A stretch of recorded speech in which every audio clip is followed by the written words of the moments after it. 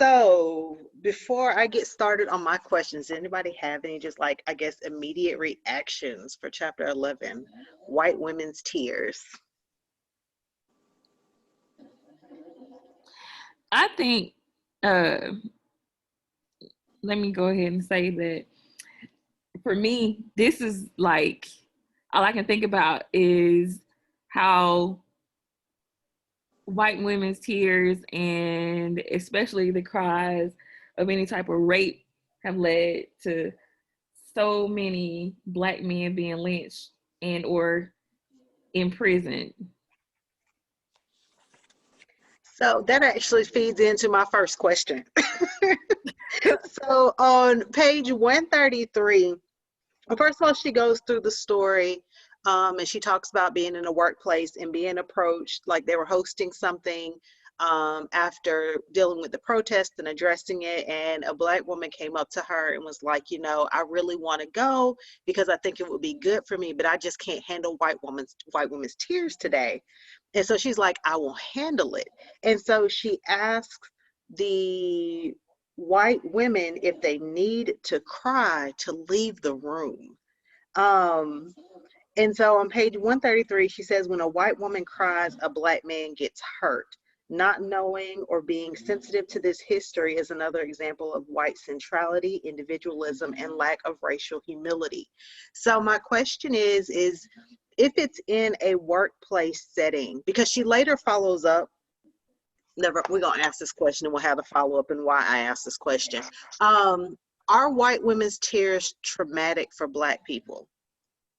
Yep. So if it is a situation where they're talking about like, the protest and Black Lives Matters and these murders, if a white woman is crying, it is seen as traumatic. It's seen as traumatic and detrimental to us because we know something bad is coming after that. Okay. Well, it depends because I think as it gets further and further, the generations kind of get further. It really depends on the situation to me.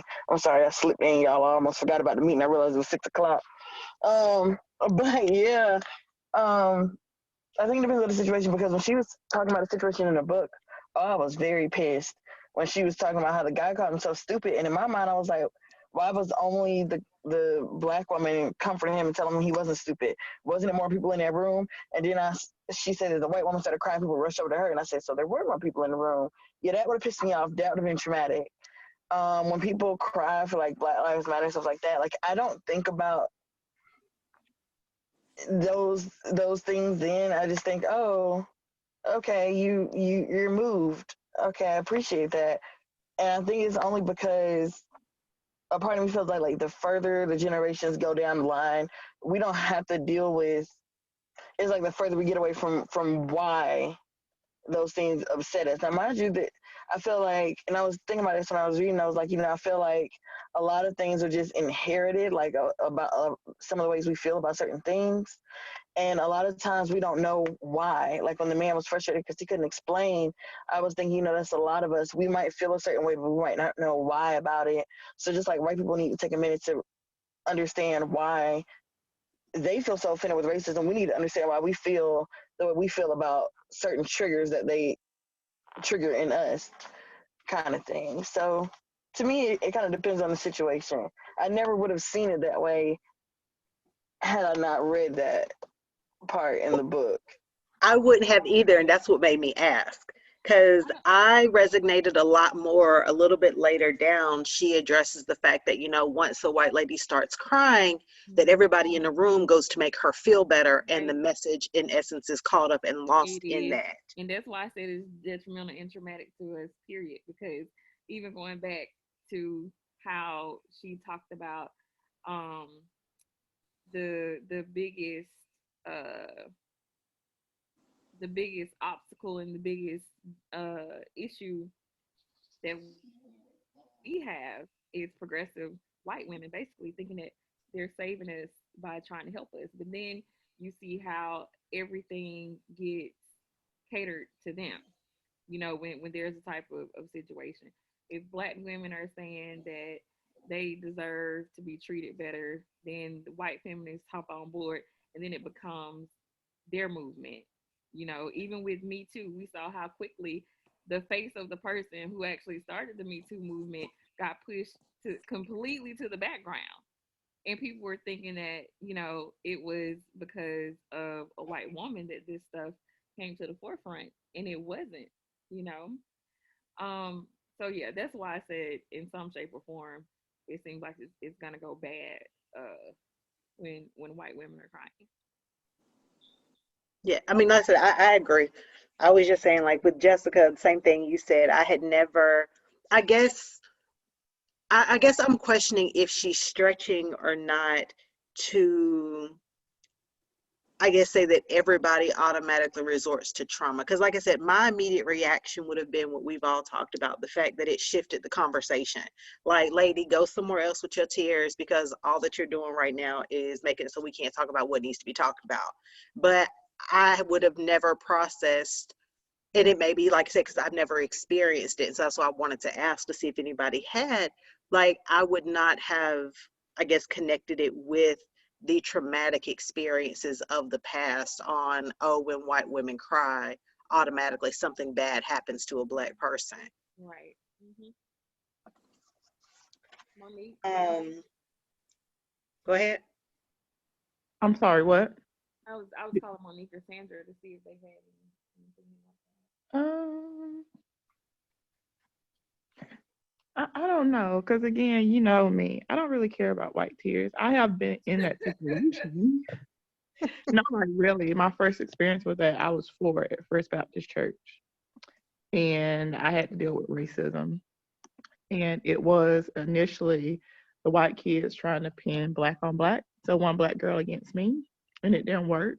So the last result was a little white girls, they started crying, right? And like you said, everybody ran to them. The only difference is I didn't act like everybody else. When they went to scold me, that was the first time I actually, as you call it, defiant child, and they were shook. So I like really don't care about white tears. I think I understand what she's trying to say. Um, but to me, I think it's more of us that causes the distractions instead of, you know, with what we're going through now. I think it's more of us than just them causing something bad to happen. That's just my personal opinion. Would you care to elaborate? Elaborate on what part? Like, could you say you think it's more us that causes the distraction? Like years ago, it was if a white woman cried.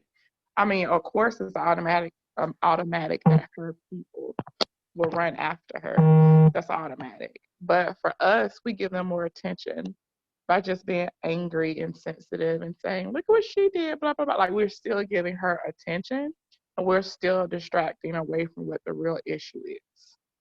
that. Oh, you Got you. mean by stuff like the Karen culture that people keep? Yeah, caring and counseling and, you know, exposing. Like they don't even have to do it anymore. It's pretty much us. And we're, oh, woe me. And let me tell you why you shouldn't do it because I'm such a victim. I ain't no damn victim. And so we got bigger issues. But I think we spend more time trying to tell people to soothe us. We spend more time as soon as it happens. It's like we're trying to, you have situations where like say like a woman might be insecure and she races to do the first punch. So instead of the other person criticizing her, she'll criticize herself. That's how I kind of feel how it goes now. Like before Karen can get the attention, we're gonna take it from her, but we're actually not taking it from her. We're just like switching it, and now we're making the issue bigger than what it is. Mm, that's Like interesting. if you get what I'm trying to say. I think I do. Yeah, I think I got you. Okay. Um, what kind of ties into, because I want to talk about our reactions. Um, she talks about a situation in which there was a department where a woman of color, who I'm assuming is black, she just refers to her as woman of color, trained a white woman, and then the white woman got the promotion, and then in tears, like, I'm so, humble, I'm grateful for this position, I'm depending on all of you to, help me get through this and to help me with the learning curve.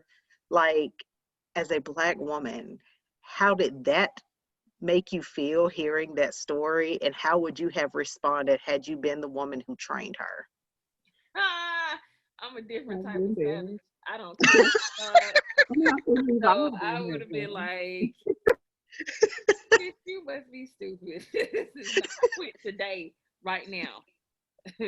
Figure it out." Yeah, Yes, exactly. I've been there and I've done that. They told me to, well, they asked me to train someone and I refused. Right. And then they asked why, because if she thought she was better, then she needs to come with her skills. Right. So she can die and suffer for all I care. But I'm gonna do my Earn that. You job. can earn that paycheck and that promotion today. Yeah. That's very true. And I have walked away from jobs to get better pay. I'm gonna leave you over here. 'Cause that's a whole entire culture and an environment.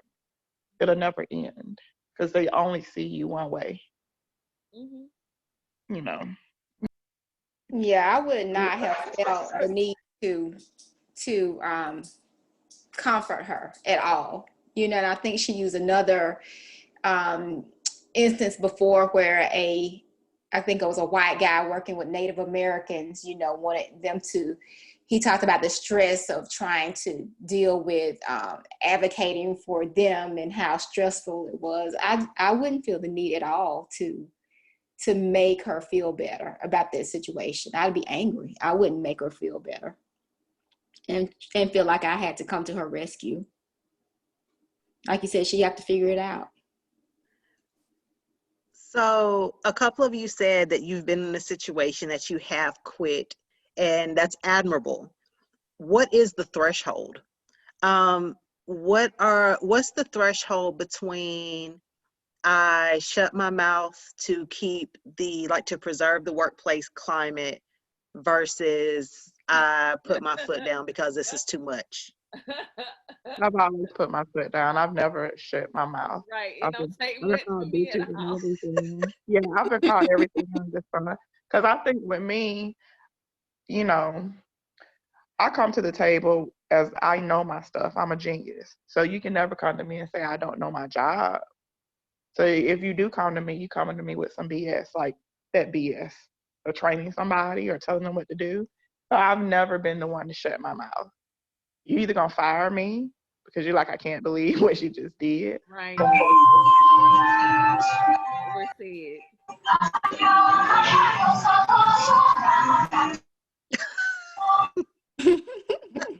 I had to mute DeAndre. He rolled up in here fashionably late. With his entry songs. Hey, DeAndre. Hey, how y'all doing? Hi, Sorry. good. Thank you for joining us.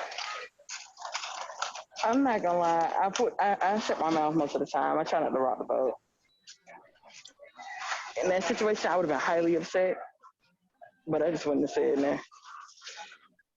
DeAndre, we're talking about chapter 11 in White Fragility. This chapter is talking about white women's tears and the effect that they have.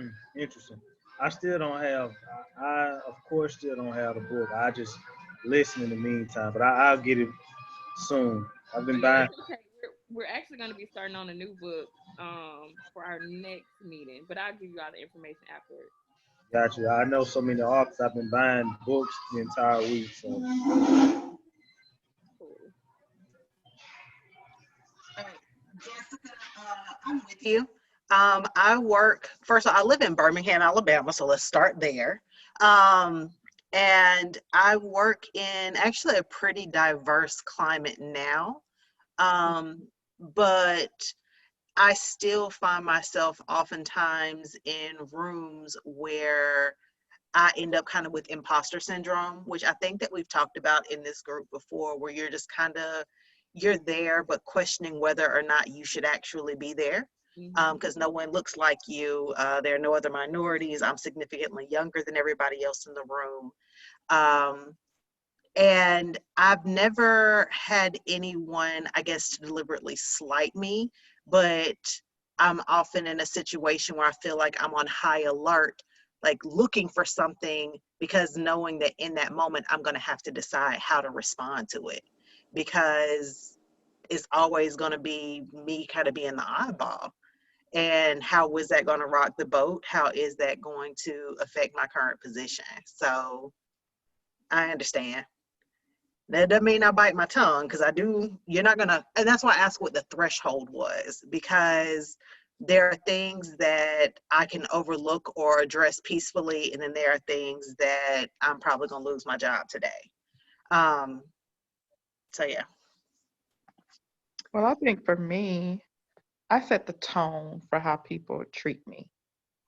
I already know I came into this world and it's already structures and stuff in place. So I already know if I walk into a building and they hired me and I'm probably one of a few blacks, I know why you hired me. Your perception of what you hired me for. Now, when I get in there and you realize I actually can be in the room and maybe take your position, that's another issue. So when I go in a room, I don't really care about the backlash, because again, you can only do two things: fire me or I quit. But I have to set the tone, because then people realize they got to come at you a different way. Because if I ignore it, and I've seen it before, I've seen like my counterparts, black women or black men, I'm gonna pray, or they ignore it, they get dragged. And it just gets more intense and more intense. And then they smile in their face and act like they're friends, and they just get more intense and they complain about it, but they're always throwing BS at them. And then they'll say, why they don't do it to you? I've Well, see, already the tone. I've had to grow into that. So like, for example, I had to address something with my immediate supervisor one day. And I look back at when I initially started my career at, 22 and 23. I think I told you guys, like, I taught at a school in a affluent white area. And whenever I walked in after being offered the job by the assistant principal and the department head, they took me around to meet the principal, and the principal shook my hand, and the first thing out of his mouth was, wow, you must have impressed somebody. And I remember feeling so small, but not having the courage to say anything to him. And luckily, that was his last year. He ended up retiring, but I was literally uncomfortable around him that entire year. But 22-year-old me didn't have the guts to say something to him. But that's a good point, because I think for us as black people, due to the structure and a lot of people not being able to speak up for themselves, a lot of our relatives and family members, or the environment in general, says the only way you can fit in, you need to impress people by your knowledge. You got to be smart. So when we get jobs, we automatically assume we got it because of our smart. And it knocks the fire out of us when we realize you might have just got hired because they need to meet a quota. Or you might just got hired because they got a high turnover and you didn't know that. But because you put the best foot forward and you know your resume, because like you say, imposter syndrome, you know what you're capable of. But for some people, they don't even realize until they get in that situation that a lot of times you're not hired because of your brilliance. Exactly. You're hired because somebody needs to fill a need. And I think that in itself, people are like, oh my God, am I dumb? No, you're not dumb. But you're living in a world that runs the same way. And unfortunately, you might get in that way. And then it's your job to, that's why I say you have to set the tone. Okay, you might have had an agenda for hiring me, but this is who I am, and this is how you're going to step to me. You don't like it, it's just going to be some parts that are going to have to be moved. I might have to lose my job. Or like I said, they might not say nothing to you. You might have to be in a situation where, you just go in, do your job, and you leave because you're only there to get paid, not to make friends. I think that's the hard adjustment for us as Black people, is to realize you worked your butt off because somebody said that was success, and people are not even picking you for that. That's true, but because I thought about that and I was like, well, you know, about it. And I thought about it. I was at a company for years, and there was this older white guy who came in, got a buddy with, you know, the white GM, and when they needed a manager next, they didn't go to me. They promoted him, and I didn't say nothing. I was just like, really? Okay. Mind you, he was violating all kind of health codes, but I was like, but this is what y'all wanted to choose. But I needed my job, so I just had to bite the bullet and just keep it on trucking. But I did have a quick question going backwards. Now that we got DeAndre, like how do you feel about white women's tears? Like, do you feel like if you comfort a white woman, that you're choosing her over a woman of your own color, or do you feel threatened by white women's tears, like when they cry, or if she's still here? Are you asking me that question? Yes. Now hold on. What was the question again? So, like, when white women cry, do you feel threatened, or do you feel like, you know, something bad is about to happen? Do you feel like you have to go comfort Hold her? on. Jessica, whoever that is in the background, could you mute out your noise? I can't hear the person asking you the question.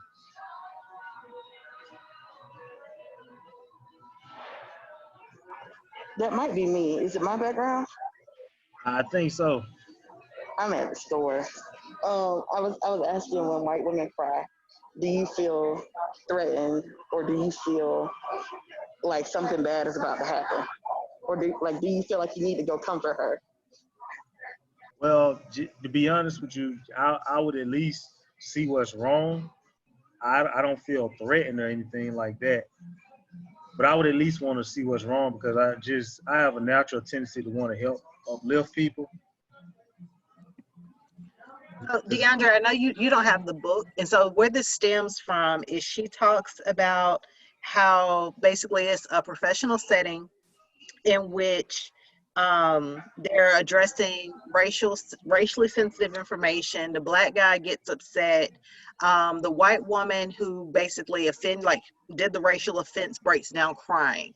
And so the question was posed about white women's tears being traumatic for black people, but black men in particular, because she talks about like the trauma that's associated with white women crying for black men. So that's what we were asking you, because you are the kind of our male representative today, on how white women's tears actually affect you. So like if you were in a room and a white woman said something, it was addressed, and immediately she felt, whether it was guilt or remorse or whatever it is that she felt, she started crying, how would that affect you? That is a very great question. To answer the question, I would, you know what? I don't even know how. It's okay to not know. Nah, I honestly wouldn't even know how to approach a situation like that, because I've not been in a situation of that magnitude before. I'm sorry I can't answer the question. It's rare that I'm unable to answer questions. I appreciate you trying, and thank you for explaining that for me. Oh, no problem. But yeah, but I mean, but that's kind of the point though, is like, I guess we're just talking about like these hypothetical situations, because she does a lot of generalizing. And so I guess we're just kind of dipping and questioning to see, you know, how much of it rings true.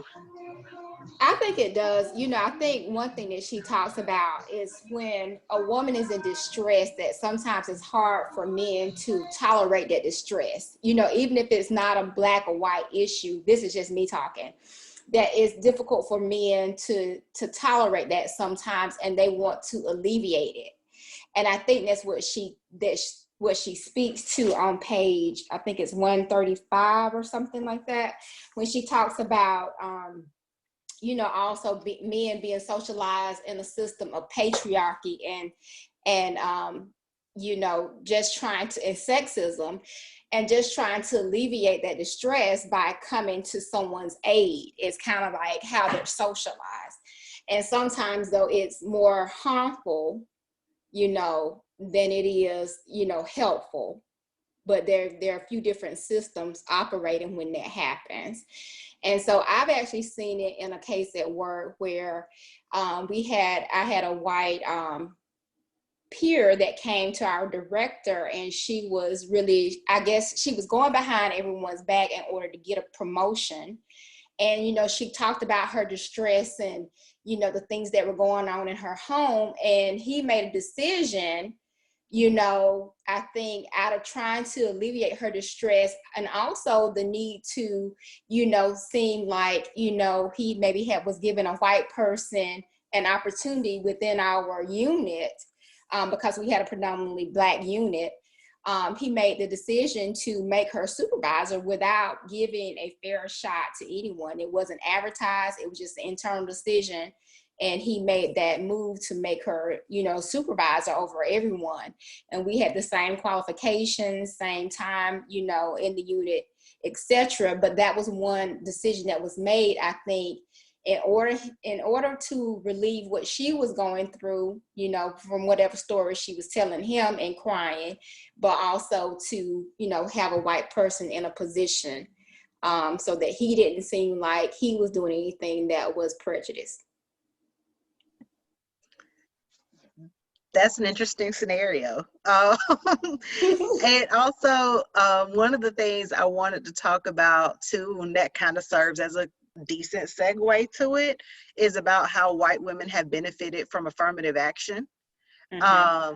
Because even though it's a situation in which she is a minority, just kind of that need to be able to prove that I'm not racist against white people, she kind of benefited from it. Exactly. And some of them just flat out benefited from seeing that they were Black. They didn't even go into the whole I'm white. Like, we had people straight up pretending that they're Black, which is amazing to me. That is amazing. I want to talk a little bit about, so on the bottom of page 134, she talks about how white male fragility, I guess, presents. And I wanted to see if anyone has had any experiences dealing specifically with white male fragility that they want to share.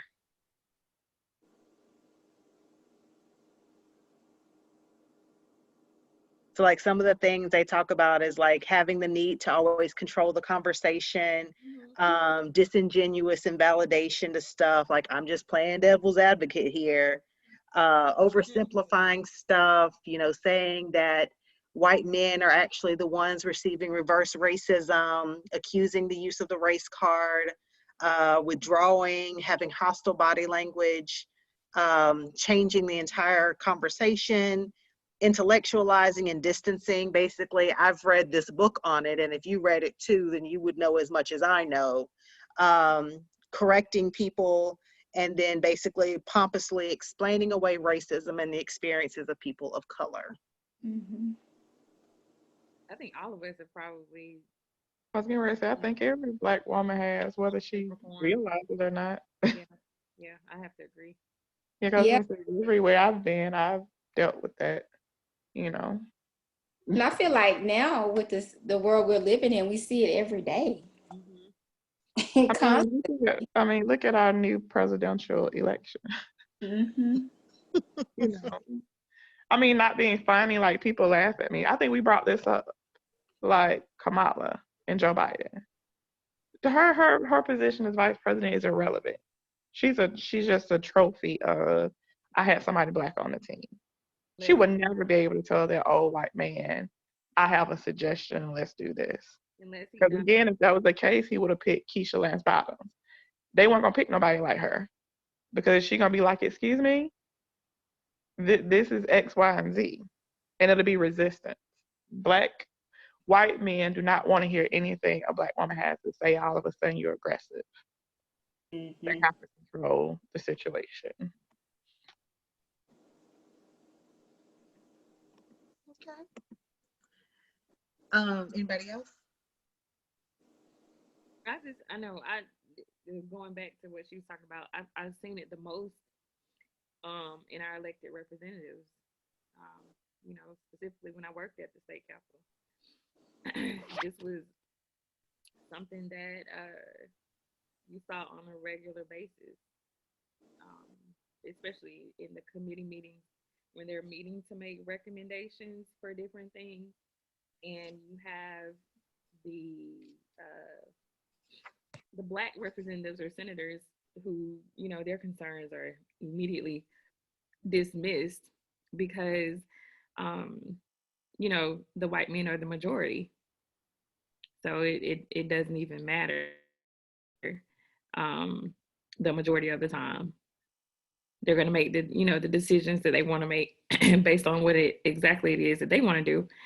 Same for local government, sitting in and being a part of these different committees as well. I think DeAndre can attest to that. We did the diversity and inclusion meeting, and it's a little bit of that in there as well. It's like, oh yeah, even though, I think you may have a point, we're going to move on. We're not going to focus on that. Well, what you say, I think, rings true. And she actually talks about that on 136 with the subheading says the men who love us. And basically she talks about how as white men, they inadvertently benefit as white women benefit. And so this caused me to go and Google, because you hear people talk all the time about, white women having benefited more from affirmative action than any other subgroup or population. And so I went to look it up, and affirmative action started in 61 with Kennedy. In his statement, says affirmative action is to ensure that applicants are treated equally without regard to race, color, religion, sex, or national origin. And gender wasn't even added until 1968. And keep in mind that at this time, of course, government is run by white men. And so I think it just kind of highlights what she's saying on they're going to do things to quote unquote benefit others, but kind of backdoorishly benefiting themselves as well. Mm-hmm. And to see, I guess, kind of what y'all thought about that, because I was shocked. I have, of course, we all know we think we know what affirmative action is. But I guess I didn't realize that women or gender was not added until later on. And so it just kind of, I guess, resonated with me that how were they added 7 years later, but have still benefited more.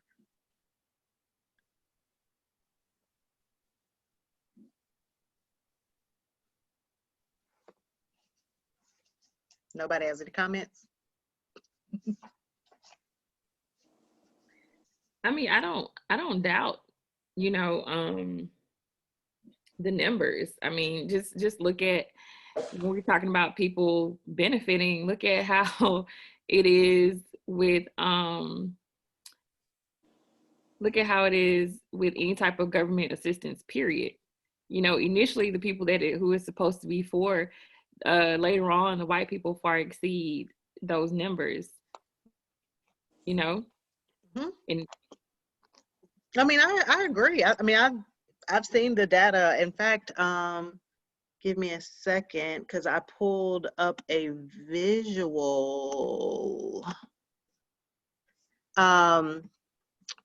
Basically, it shows that Black and Latina women are disproportionately unemployed. And this is all from 2012, which is the most recent, I guess, data collection. I guess it was done after the census. I don't know.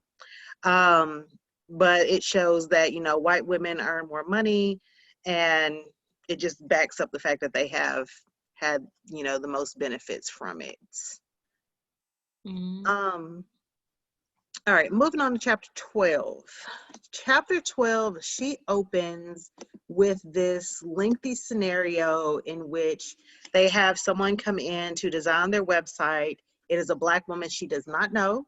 She's in with two of her Black colleagues. They are all given a survey that they're supposed to take individually to provide her with feedback from different perspectives to influence what she's doing with the website. Well, basically, Robin DiAngelo, the author of the book, says that she makes a comment about hating these stupid surveys, and, that they're not having any real relevance. And then the real problem is that whenever they walk in, it says the white people were scared by Deborah's hair. And then it goes on to describe the texture of her hair and what her hair looks like. Um, First of all, how did you react whenever you read that part? I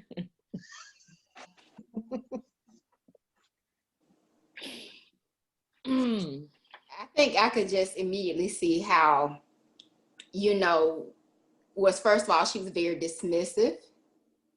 It was disrespectful, and just in terms of, complaining about the survey, she wasn't helping to meet the larger goal.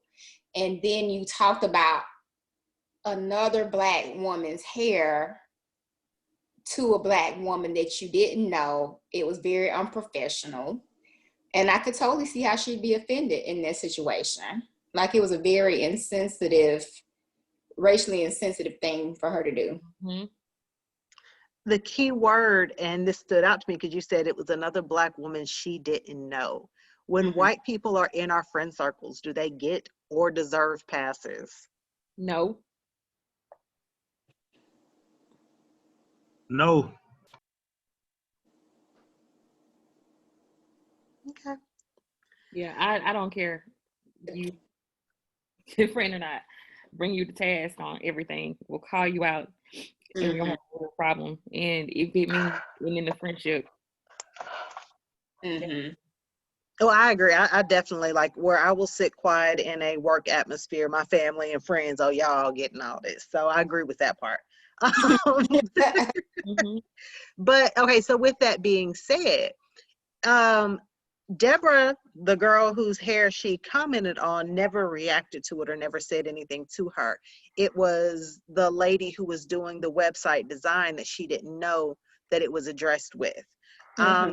She ends up going to her because it gets back to her that she upset this woman, and she apologized. She acknowledged that she was insensitive, and then she allowed the lady to also tell her how the dismissal of the survey she created affected her because her intelligence has been minimized basically throughout the duration of her career, and she apologizes and they move forward. So my question is, how do you move forward, or can you move forward? So we just said that we don't give passes. So we don't give a pass, we address it. Does that strengthen or weaken our relationship? I think it kind of weakens because I'm sorry, go ahead. No, go ahead, Jessica. I was gonna say, because you kind of started off on the wrong foot from jump. It'll take a minute to get over that. Though to me, I can forgive ignorance. It's stupidity. It's like when if we've been through this before and you do it again, that's when we got a problem. But I think it'll just take a little minute for, what was her name? Angela. They named her Angela to get past it. And I'm wondering how Deborah felt in all this, the one that they were talking about, because they didn't even say how she felt, or she didn't even go to Deborah and apologize, which is what I was waiting on. But I guess only Angela was offended. But yeah, I just think it'll take a little minute for her to get over it. And once she does, then they can start off on an equal footing, as long as the author shows her respect from here on out, and shows that she's making an effort to show her respect. Yeah, the lack of response from Deborah is what prompted my first question about do white people get or deserve passes? Because I feel like her not feeling the need to apologize to Deborah, talking about the longevity of their work relationship. I think that she mentions her in another chapter about like going on a vacation together after a grueling, period of training, and Deborah not wanting to go to this remote white area up in North. I feel like it was like Minnesota or something like that. So I feel like she almost portrays her relationship with Deborah being at that level where she can say stuff like that. Yeah. Yeah, I agree, Jasmine. I was thinking maybe she thought it was okay because maybe she and Deborah had a joke about it. You know, maybe that was a joke between them, that saying, you know, oh, the white people in the room were, you know, maybe they had questioned her hair or inquired about her hair. And maybe that was some type of joke that they had, or, you know, dialogue they had between one another. And so she thought it was okay then to say that in that open forum like that, you know. Not having that relationship with Angela though. So Angela didn't know what direction she was coming from. But Angela should have took a cue from Deborah. And what I get it. I do get it. In that point, I would have been like, I would have been offended about the survey thing. But the Deborah hair comment, I understand she didn't know where she was coming from, but I would have had to take my cue from Deborah. If Deborah seemed a little uneasy, yeah, I would have been like, not okay. If Deborah seemed relaxed with it, okay, that must be a relationship they got going on. But I don't know if we know enough to even, you know what I'm saying? That's kind of left up question, because I don't know if Deborah was she even in the room, or you know. They all sat down, I thought, because at the table, and they all had to fill out surveys. Yeah, they were all there together. So Deborah heard the comment. Okay, Deborah was there, but then we still don't know what her reaction was to it. You know, like you said, that kind of left up, so we don't know. You know, and either way, she might not have known Deborah, so she was like, you know, just offended at the whole thing, and so she didn't know how to take it except to be offended. Right. I mean, first of all, I don't even think she should have fixed her mouth to say it. Right. That's the whole other issue. Like, how you gonna be doing the trainings and not understand you can't open your mouth and say something like that? So say anything you think, right? Right. That's a whole other issue. It's like y'all seem like y'all need AA meetings every month. Like, this is not something that is gonna be a one-off with y'all. You gotta continuously be beat over the head and be like, really? No, we not doing this today. Period. Which is fair, because it's been beaten into their system. Like, you know, everything been normalized their whole life. It's a habit of who you are. So it'll take almost as long as it took to develop to get it out of your system. Right. And she talks about that too, it being lifelong, but you have to be open to that, you know, to that process. And first is being open to the fact that you were born and socialized into a racist system. Like, you have to even start from that point, you know, when she talks about where do we go from here. But, you know, so then it's always a process where you're learning, you got to be open to correction, you know, and things of that nature to even move forward.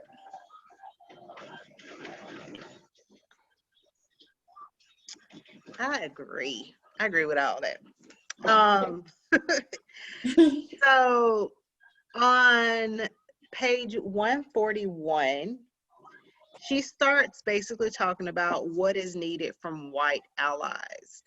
And she says, from a transformed paradigm, when we are giving feedback on our inevitable but unaware racist patterns, we might have very different feelings.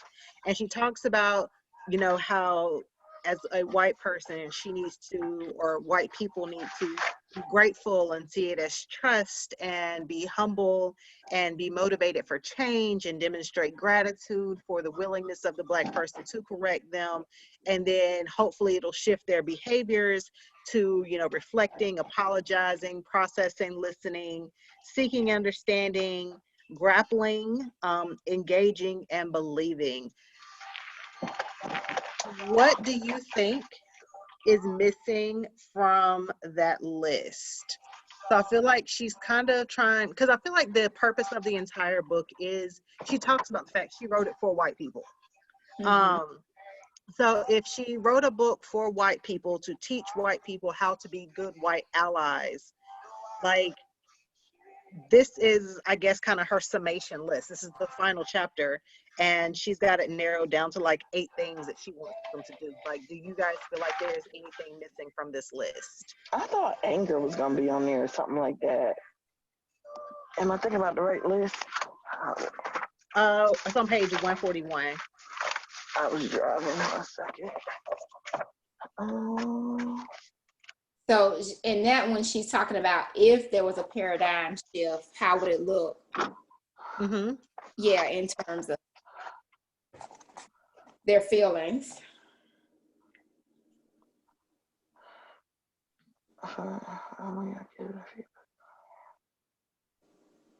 Yeah, I would have thought defensive.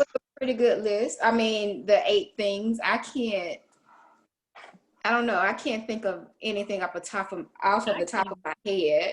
I think actively doing some type of action so that you understand would be beneficial. Yeah.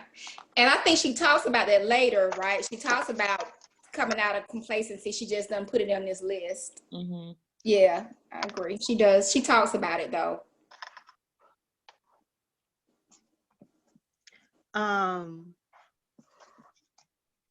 was I?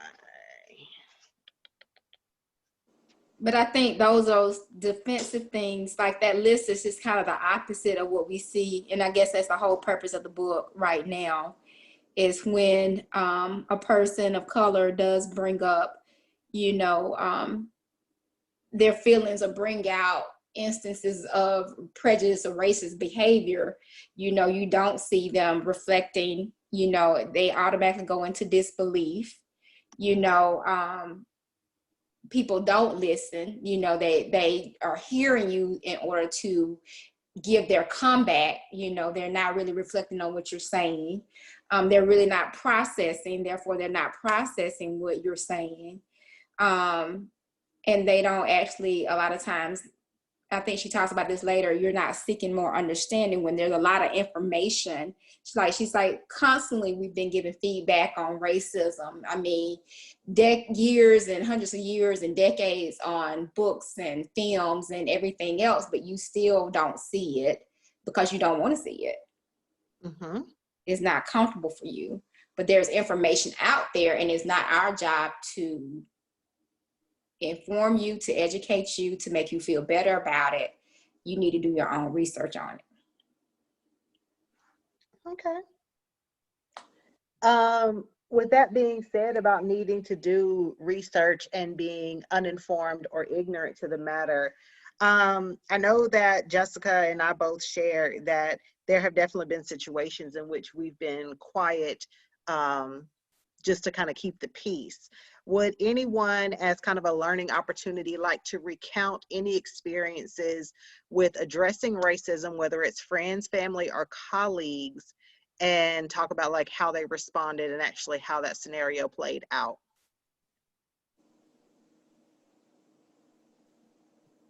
I'm not going to take it this time because I'm always the one to come up with an example.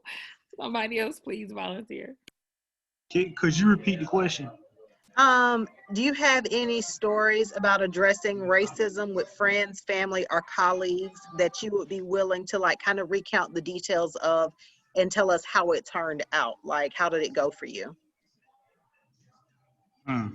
There's quite a few, but I'll say there was an incident where me and my sister, we were visiting my brother at the time, and I was just telling her that and I've had this conversation with a few other people, because our own people don't seem to understand that because of what we've gone through historically, until we deal with the root cause, we're not going to ever get over the symptoms, and we cannot peacefully move forward and live the way that we should live. Because I always tell them that in order for us to really get past these psychological, mental barriers and hurdles that exist, and not only that, and other racial barriers and hurdles that exist, we will have to, for us, we will have to get to the root of the problem, and the root to just about every problem that exists in our community originated during slavery.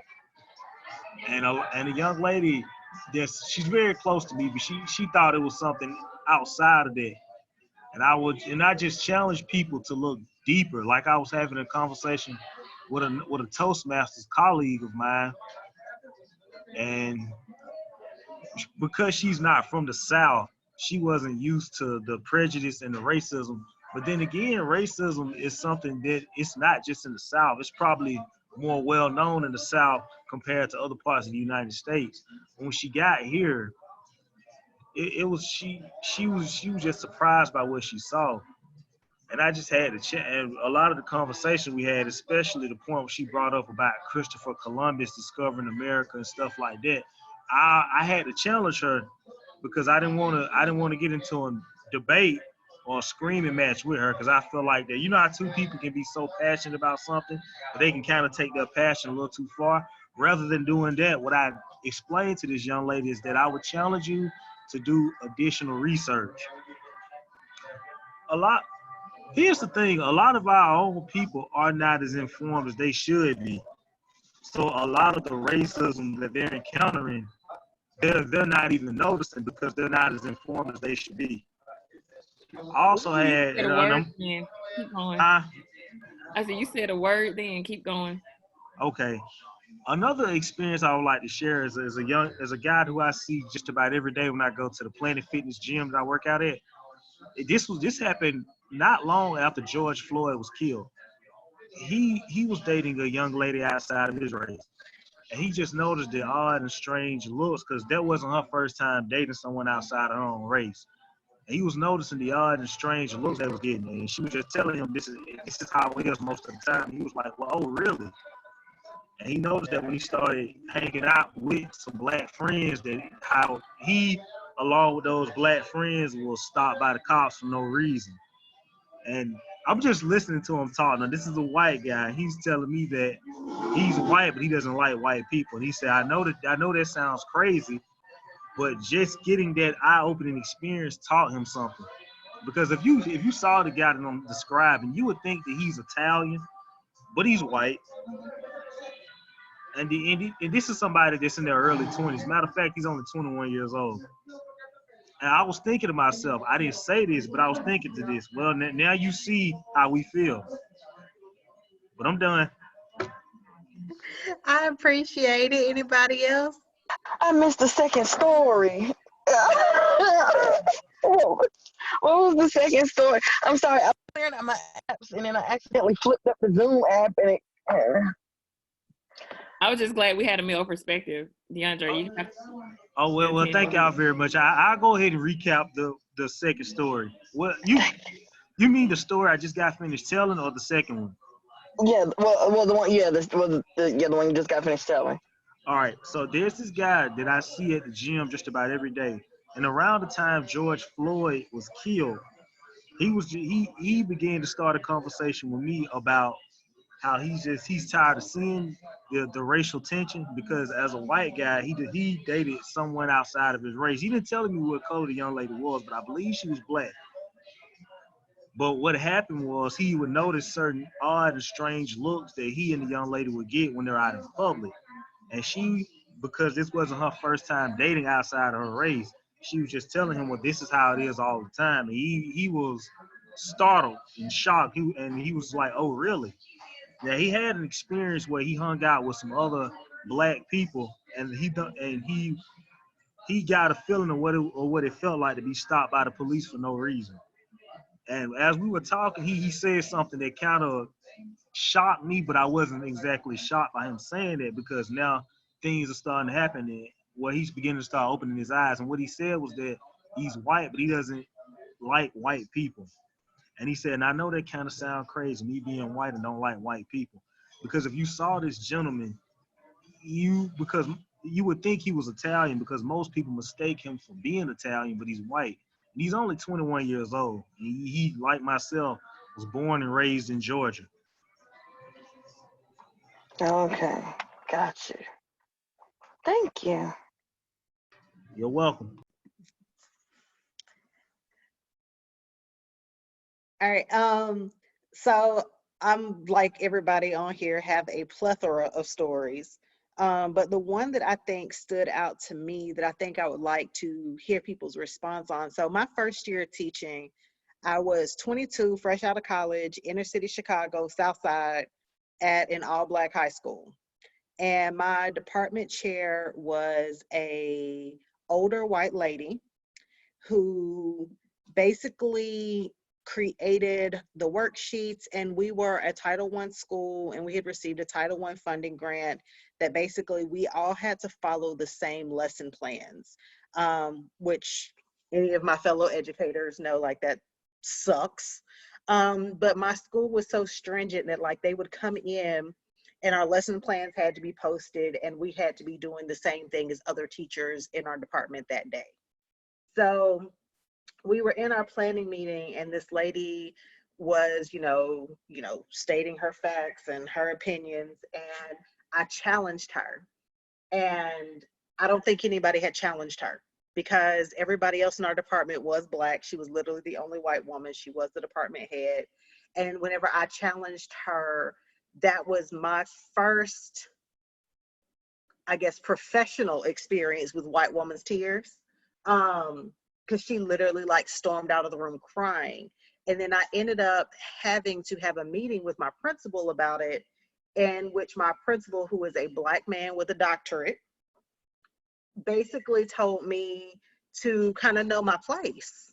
And it threw me off because I felt like, how we were asking the question earlier about, at what is the threshold? Like, do Black men feel compelled to support white women to ameliorate those tears? And I feel like he took her side. And that story, like, literally just came to my mind listening to DeAndre's, because I had forgotten about it up until now. But, like, does anybody have that kind of experience in which, white tears were taken to administration or to management or to HR, and HR sided with them?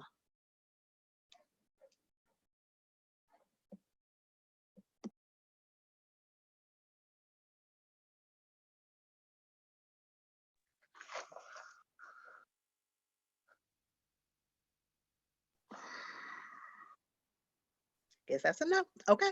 Well, we can move on then. I'm sorry. I don't really interact with white people a lot. Like, ever since that girl in first grade, my best friend, when she called me her slave, I don't really mess with white people. she like, look at me, and I was doing something, I was reading, and she like, look at me, Jessica, you are my slave. Whoa, what? And I haven't really interacted with them much since, except for, like, it's sparse, and even then, yeah, I'm sorry. I need to find some white people to be friends with, don't I? I know.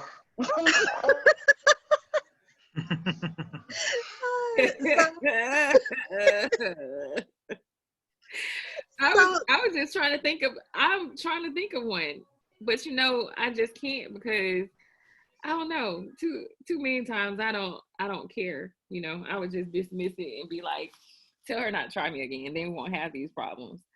But I can't really think of a very definitive moment where something like that happened. Okay. Well, Jessica, your point kind of feeds into my next one. She is emphatic throughout the duration of this book, that it is not the responsibility of Black people to teach white people about racism. That it is their job to do their research, to learn what they need to know.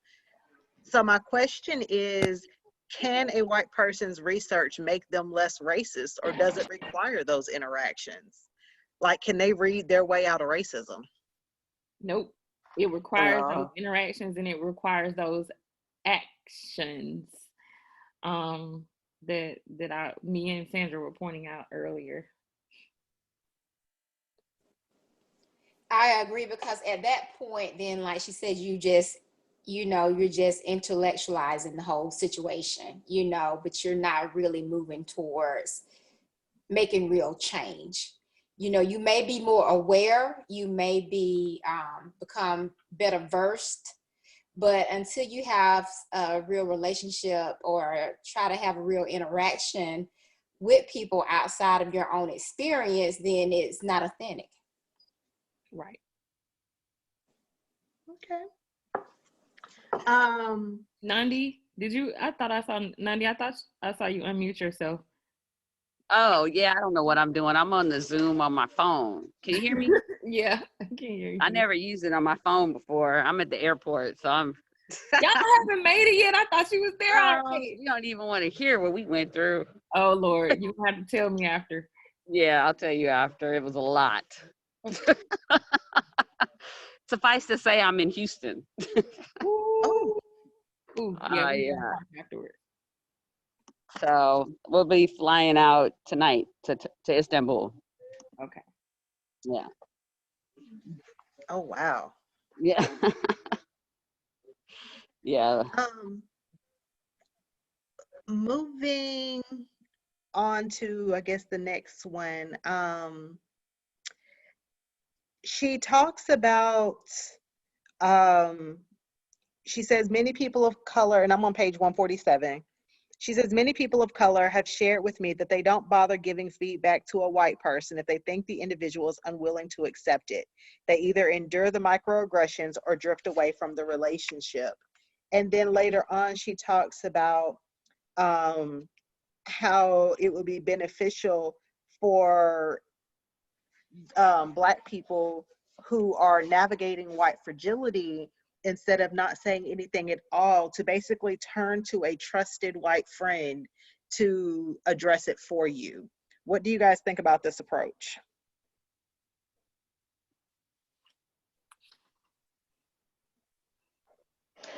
I mean, I appreciated it that she did go to her. Well, okay, so the woman of color came to her and told her what she did wrong. She went to her white friend afterwards to verify, if I'm remembering correctly.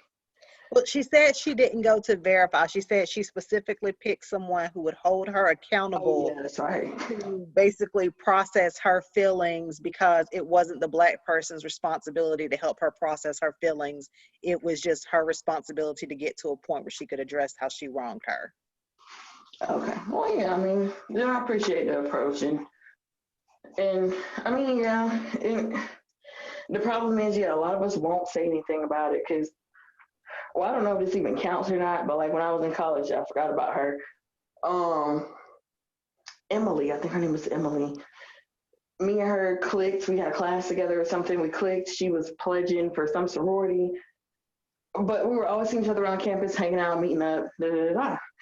Had a very cool college friendship. Then one day I drove her somewhere in my car. Like it was the first time we were outside of campus together. And she started doing things like bye Felicia and all that. I'm just like, where is all this coming from? I don't appreciate it. I feel like you're trying to put on. But I ain't say that. I just shook my head and I don't think we really talked much afterwards. So my friend called it something. It was like, he said, it's like white people do that. They try to, he said white people do that with Black people for some reason. Like they try to use colloquialisms or something, like things that we say and they think makes them fit in. I don't know. I was literally playing white Christian music in the car, so I don't even know where this came from. So yeah, we probably should address it, but I don't even know if, not everybody has that conscious mind of her solution, like she was saying. And I don't even know if a lot of people have that trusted friend like she would have to hold her accountable. More than likely, people would just say, oh, she tripping.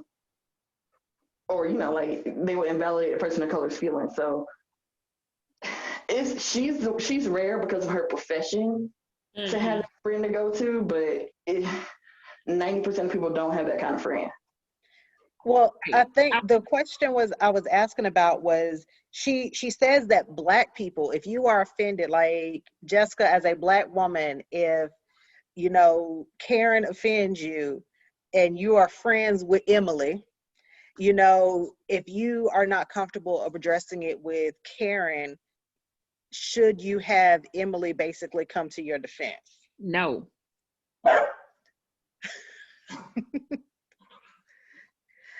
So my initial question, I tried to rephrase it to keep from having leading questions, but my question that I actually wrote down to ask was, is she reinforcing the white savior mentality or advocating for white allies when saying that you should have a trusted friend deal with your racial issues with white people. Reinforcing the white savior.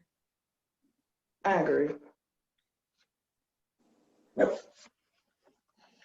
And with that being said, Shonda, can you give me permission to share my screen? Because I want to talk. We've only got less than 15 minutes left. Mm-hmm. And I don't want to watch the whole thing, but I want to watch a segment of, his name is Matt Taibbi, and he is completely against white fragility. So I want to take a few minutes to listen to some of what he says. Mm-hmm. And then we can kind of talk about basically what he says and how it does or does not affect us, or whether or not we agree with it. Because he basically says that she's just another middle-class white woman capitalizing off the race, and she's not qualified to deliver this message. Yeah, I'm about to make you the host right quick. Give me 1 second to do that.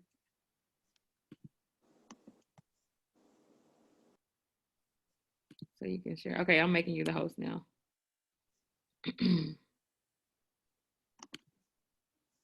Okay, you're the host now. So you should be able to share your screen. Okay. Here we go. I'm gonna share that one.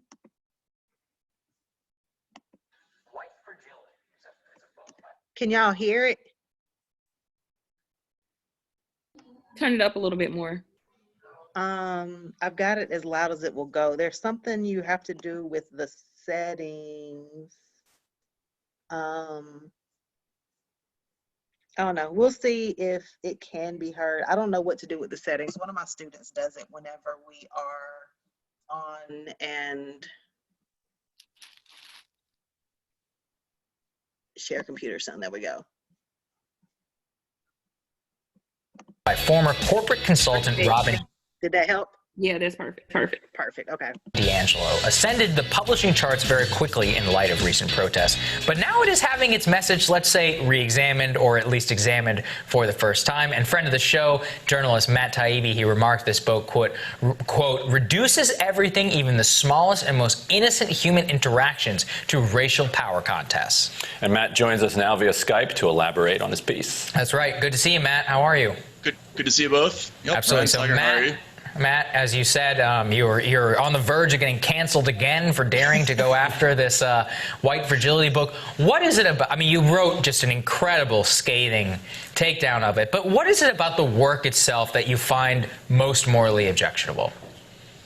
So it's funny, if you took parts of the book and just looked at the areas where she's trying to bring the attention of white people to structural inequities, to different kinds of situations that they might not be aware of because being white, you're raised in a situation where you're simply not aware of certain factors. All those things are very positive. The problem is she has this she wraps it up in this all-encompassing theory that basically says that the people are defined by their race or by the perception of their race, that these categories are inflexible, and that the only thing you can hope to do to combat the ongoing problem of racism is to relentlessly focus on race and commit to a lifelong program of striving to be less white, which it's a very strange theology, which is I guess becoming sort of academic mainstream now. But the book itself has a lot of very odd theories connected to some pretty uncontroversial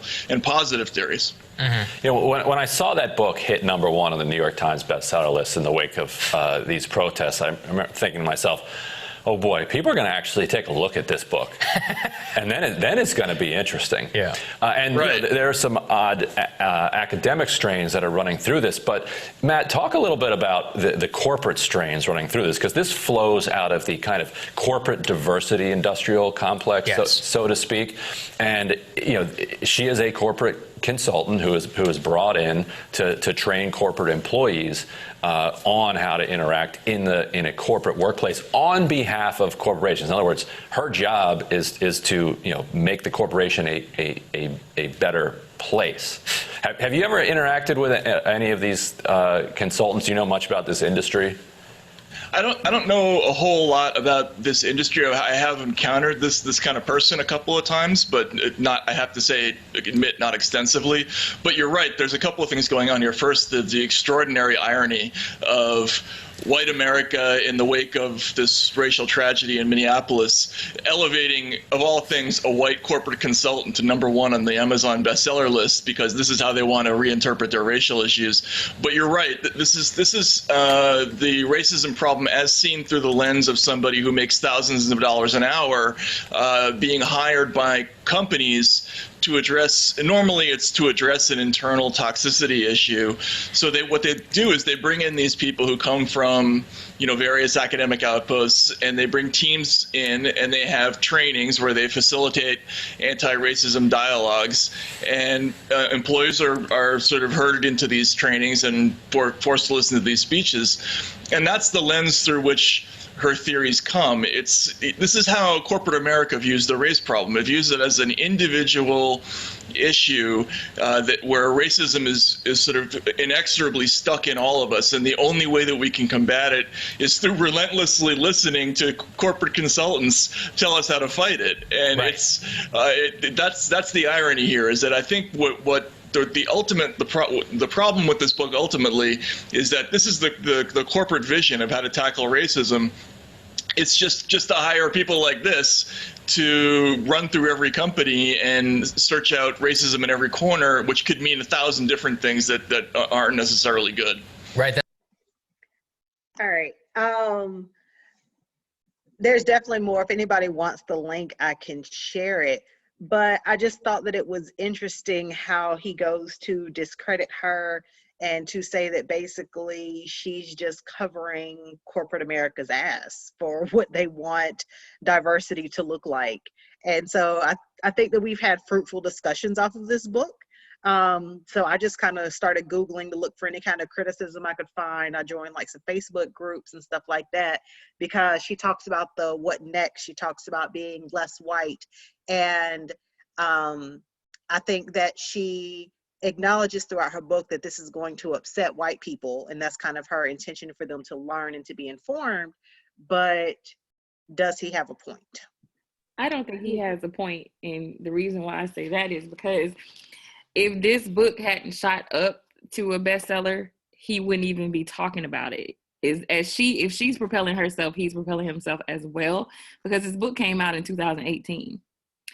And it just so happened that people started buying it to try to better understand exactly what white fragility means, and more so, I guess, themselves and how their interactions can either help or hurt when it comes to the discussion about racism. I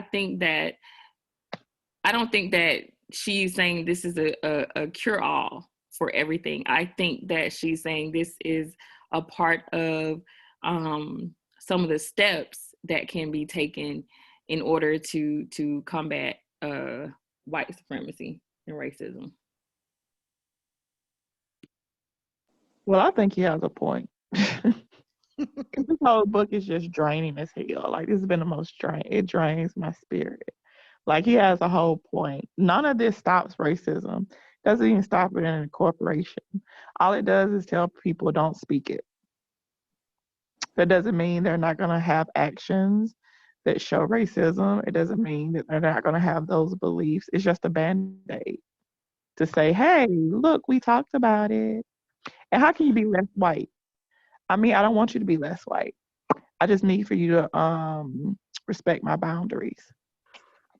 Well, but that's what I was saying. I don't think she said that this was the answer, is what I was saying. She never said that this was the answer. Well, no, but these were steps that could be taken. He didn't either. He didn't say it was the answer. He said this is the way to go corporate and say that you talked about it.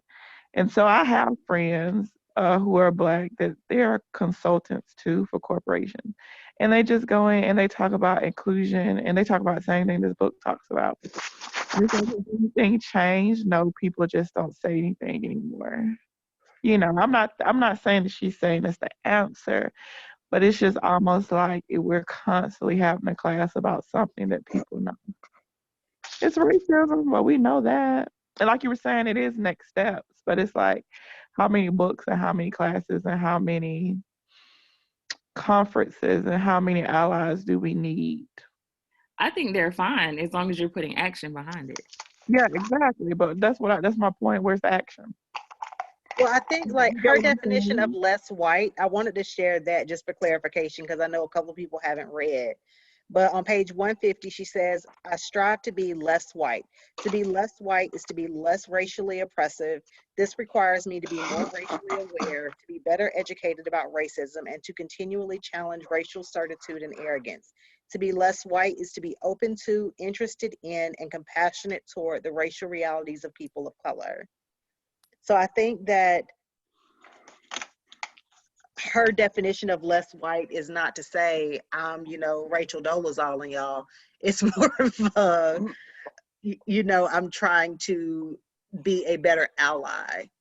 Right. Exactly. Mm-hmm.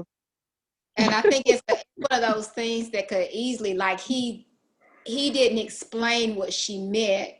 It's one of those things you could easily do a soundbite on. Right. And twist it. And I think that's what he did in that segment, because he didn't go into explain what she said. He just, a lot of things he said, I realized were very negative. He let's use relentless. Like we have to talk about this all the time. We don't want to talk about this all the time.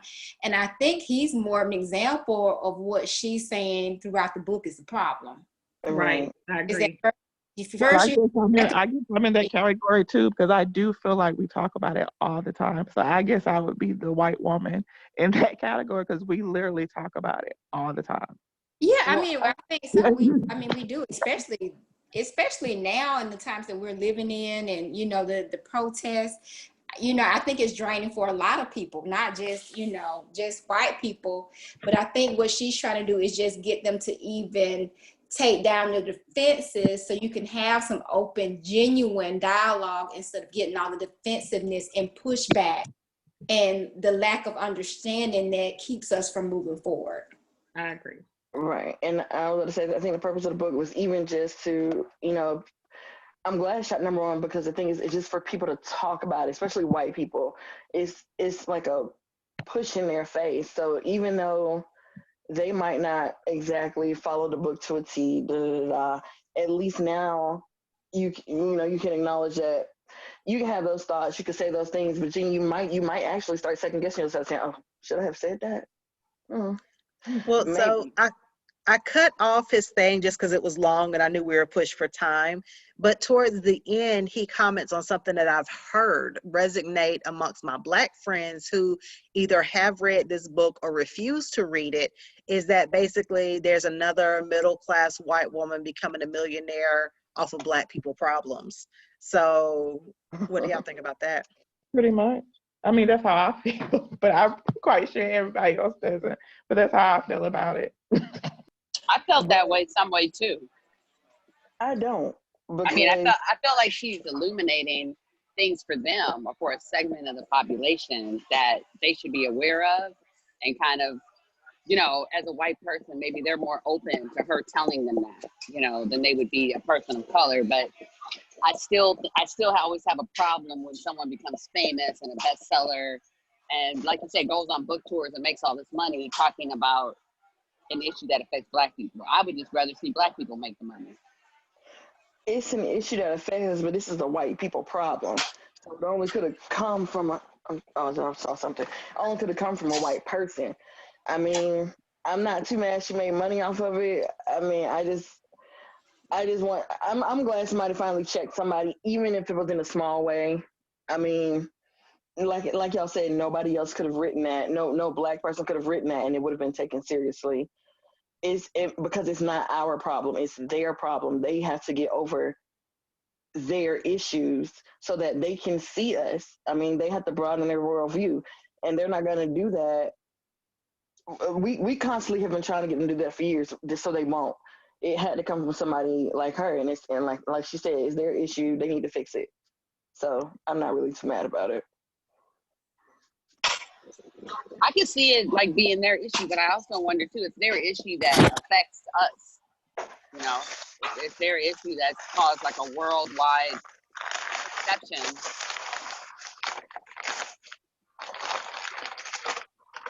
True, but Just a worldwide perception of white superiority.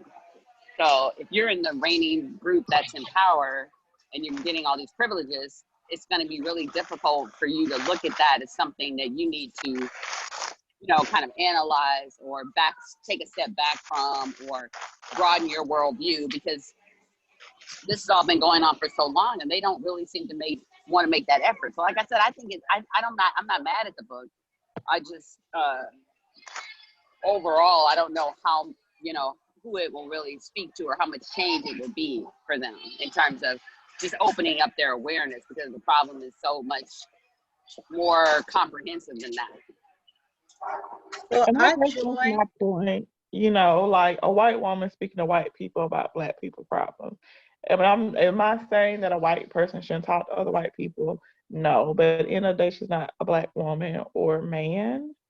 So it's more like how we're coming together in a book club. I feel like with them, it's just a coming together of let's discuss this. Oh, I might think about it, but like, there's no Black man or woman in the room with her.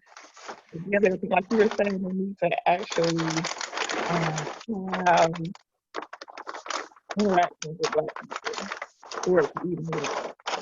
If they're not going to commit to actually having those actions consistently, then it's just having a table talk. It's like, oh, I have compassion for somebody, but yeah. And then it kind of ends there. That kind of goes back to what me and Sandra were saying earlier about, you know, it's nice, but just put actions behind it, basically. Yeah. Because, you know, I guess for me, because I've been mingling with people, I've just been seeing a lot of us having these conversations and be like, yeah, they are our allies. And then you look at them and it's like, okay, who did you hire? Your team is still pretty white. So how are you going to implement these compassionate feelings? Like the people, your CEO, COO, manager, supervisor, everybody is still white. So I like you want to be my ally, but how are you really an ally for somebody that you're not, you know, giving opportunities to or working with? I don't know. It's just a lot to process. It And I is. guess we And don't see so I much. joined a lot of like Facebook groups, and because whenever I was reading the end of it and I read about her saying, you know, be less white, I wanted to see like how white people responded to that. And that's how I ended up finding that video. And I ended up joining like 3 different Facebook groups that are focused on the book. And one of them is private, and well, actually they're all private except for one of them. But the one that is public has been like taken over by people who are in complete opposition, and it's just like all negative. And it was just interesting to read and see like, oh, she actually used that exact line in the book. So it's like the level of accuracy, and I think that kind of speaks to what Jessica was saying, is that she is talking to white people about what their problem is with racism, using language that I think will resonate with them, and make them uncomfortable because it resonates with them. But yeah, I think like she kind of reached her purpose. It's just how many people are going to be willing to read it. Mm-hmm. Right. And are the people who really need it willing to read it? Right. And I don't discount that the conversation needs to be had continuously. I mean, I feel like that's with anything, whether we're discussing politics or religion or education or any of that. You know, the conversations have to happen in order for things to move forward. I think that's true. I'm not discrediting the conversation at all. If that was taken that way, I'm not discrediting that. No. I'm just saying that was some of what he was talking about. Basically, is that he essentially had the attitude that we were beating a dead horse too.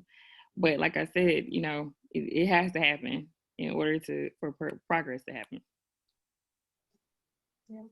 All right, guys, that was all, unless anybody else has anything they want to add or any other questions. Well, I did put it in the comments, but I do have a book recommendation that I think all Black women should read. The book is entitled, hold on for a second, because I was at the Books A Million in McDonough yesterday, and I got a chance to read through it, and it confirms something. I got a chance to read a little bit of it. It confirms something that I always suspected regarding Black women and white men and rape. And the book is entitled At the Dark End of the Street. The subtitle is Black Women, Rape, and Resistance, a new history of the civil rights movement from Rosa Parks to the rise of Black power. Now, the young lady who says she's from Birmingham, who is that? I live there. I'm actually from Griffin. Okay, wow. Well, well, how long have you been in Alabama? About 2.5 years. Have you ever heard of the story of Reese Taylor? I have not. All right. I'm not gonna. I'll give you. Well, here's the thing. I'm just gonna give you a small spoiler alert. There's no secret that Black women were predominantly raped by white men during slavery. But the story that's not told is that during Reconstruction, during the Jim Crow, and during the segregated South, Black women were consistently raped and gang raped by white men. The story of Reese Taylor happened in 1944 when she was abducted and kidnapped at gunpoint, raped by some white men, and she ran home blindfolded to her husband. This caused her to never have children ever again. This happened so consistently in the South. That's the only spoiler alert I can give you based upon what I've read. You did, DeAndre, did you know there's also a documentary on that as well? Yes, ma'am. Yeah, it's an awesome documentary. And what I like about it too is it told the story of Rosa Parks, because we think, the story of Rosa Parks, a lot of us don't know her history beforehand, but it talks about Rosa Parks and how she got involved with Reese Taylor, so I thought that was pretty cool too. Gotcha. But yeah, I always wondered about that because I just knew what happened during slavery, but I wonder what happened during the Jim Crow South. I always wondered, did that continue or did it just stop during slavery? I think it'll be a good book for us to probably, put in the poll to see if people are interested in reading after we finish the next one. Speaking of which, the next book is New Jim Crow by Michelle Alexander.